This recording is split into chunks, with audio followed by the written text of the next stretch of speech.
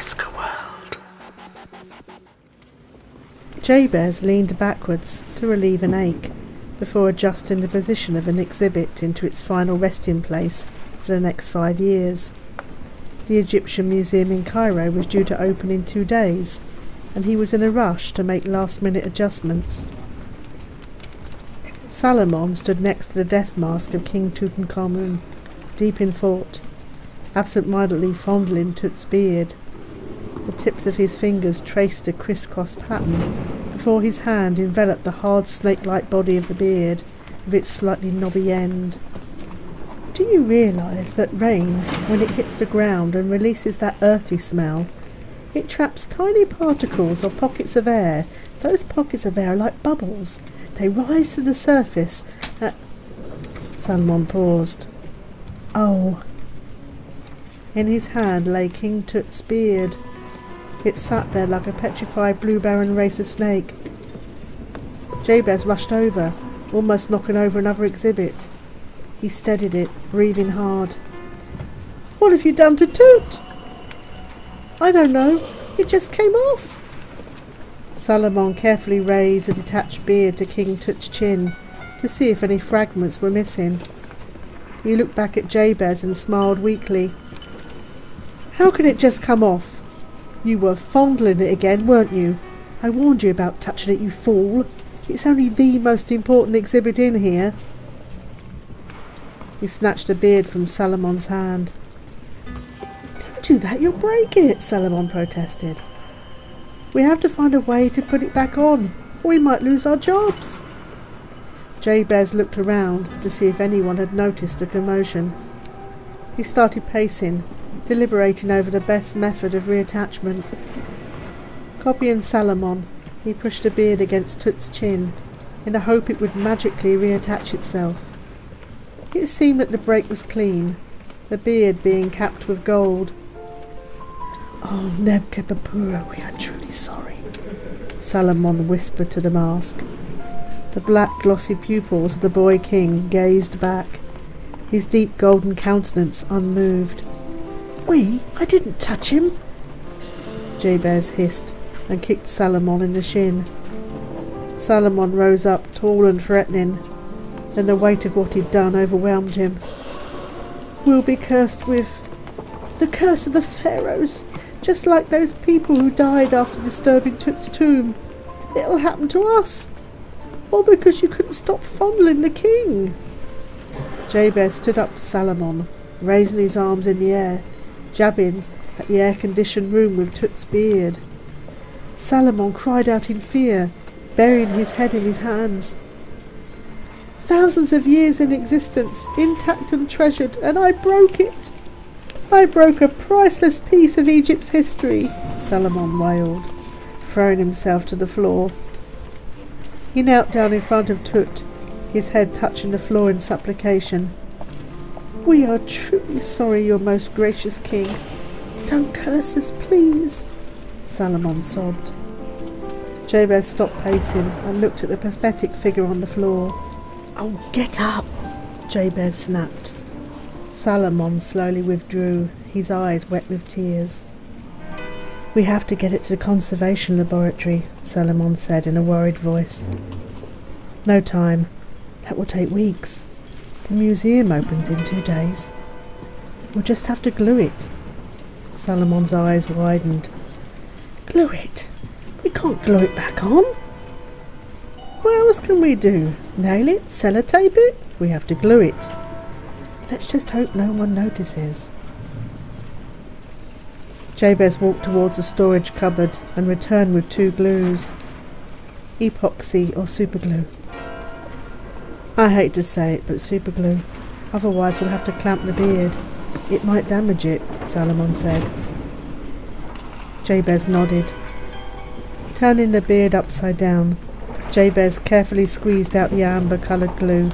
Using a spatula, he attempted to smear it to the edges, but the glue acted like hot mozzarella, clinging to the spatula. Jabez swore loudly. Salomon shook his head and wept, muttering to himself. Jabez, ignoring him, turned over the beard and carefully lined it up, before committing the two pieces together. Silently they waited as Jabez held the beard to Tut's chin. 5 minutes, Jabez said solemnly. Salomon nodded, his hands clasped together in prayer, eyes raised to the ceiling, sweating even under the cool air conditioning. Jabez cautiously pulled away his hand. The beard stayed on. Salomon raised his hands to the ceiling. Jabez breathed out heavily and placed his hands on his knees to steady himself. Salomon, still thanking whatever deity he believed in, looked closely at the mend. "It's oozing! At the back, look!" Jabez swung around angrily. "Let me see." He looked closely at the join. Salomon was right. "Oh, I'll just scrape it off in one quick movement," Jabez said confidently, biting his thumbnail. Salomon paced in the room in huge strides, in silent anguish. "Will you stop that? I need to concentrate. Can't do that with you walking around and doing stupid things. Haven't you caused enough trouble?" Jabez said angrily. Using the edge of the spatula, he turned it sideways and scraped the blob away, leaving a slight scratch on the mask. He decided to ignore it. "It's done. Now, let's get back to work." Looking morose, Salomon nodded. Unclasping his hands, he decided not to check on Jabez's mend. There was nothing he could do now. The damage had been done. Placing King Tut's death mask back in a display case, the two men made some last-minute adjustments before slipping away early.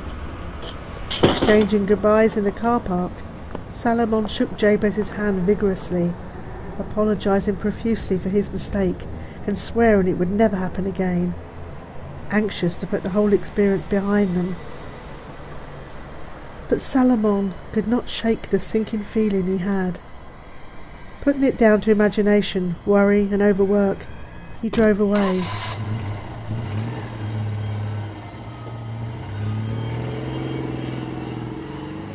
As he made his way down Champollion Road, something gold flashed from the side of the street.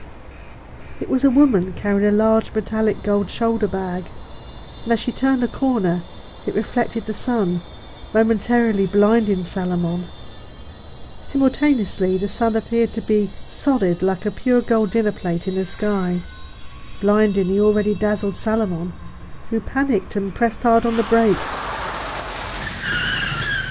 sending the car behind him into the back of his car.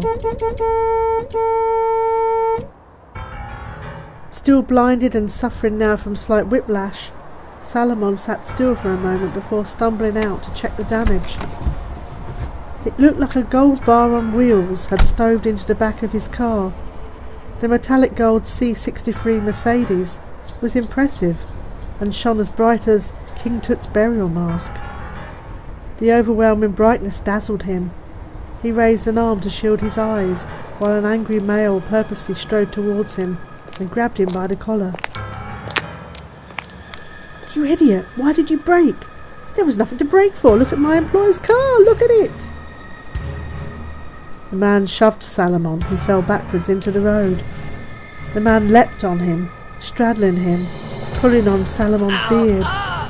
Salomon yelped in pain at each tug, until finally the man fell backwards with a piece of Salomon's beard in his hand. Salomon screamed a long drawn-out scream, scaring the man, who hurriedly got into his wrecked car and drove off.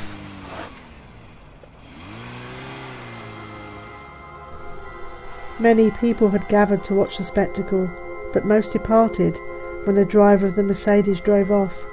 But one man stayed. He cautiously approached Salomon like one would approach a snake, and appeared to be whispering something.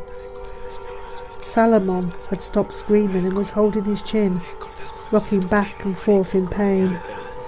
The man, smiling, stood over Salomon. He appeared to be talking gibberish, and Salomon wondered what was going to happen next.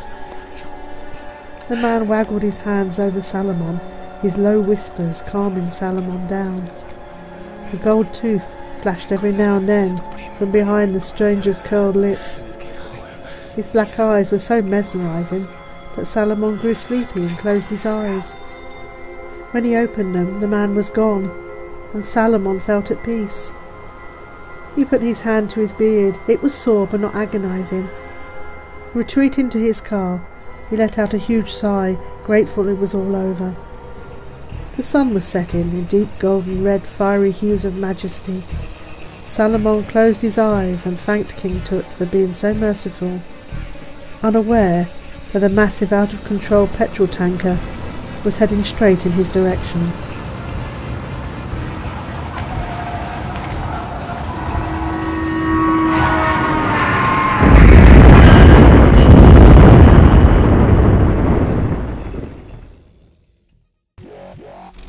Kreska World.